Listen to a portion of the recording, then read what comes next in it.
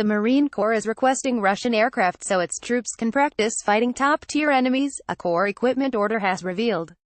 Marine Air Ground Task Force Training Command filed a request last week for either a Mi-24 Hind attack helicopter or Mi-17 HIP transport helicopter for use in combat training exercises, Military Times reported. Russian attack helicopters are designed to target armored vehicles, artillery and infantry units, especially those calling in airstrikes and assisting with air defense.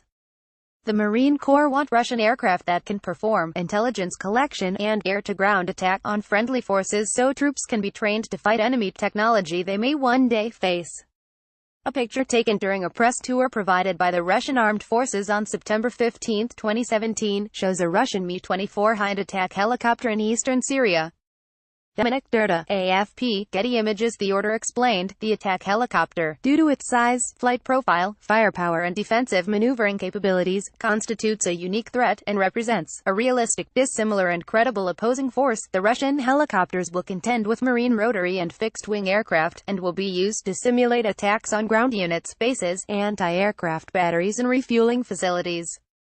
The request says that using the Russian aircraft will provide familiarization of flight characteristics, capabilities and limitations of Russian air assets.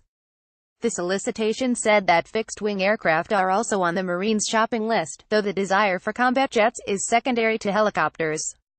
The aircraft will be used in a maximum of 5 military exercises each year. Keep up with this story and more by subscribing now. An Mi-17 HIP helicopter takes part in a NATO exercise at San Gregorio Training Ground near Zaragoza on November 4, 2015. Pierre-Philippe Marcoux, AFP, Getty Images. The Mi-24 and Mi-17 aircraft, both designed at the MIL Moscow helicopter plant, are fielded by a number of different countries.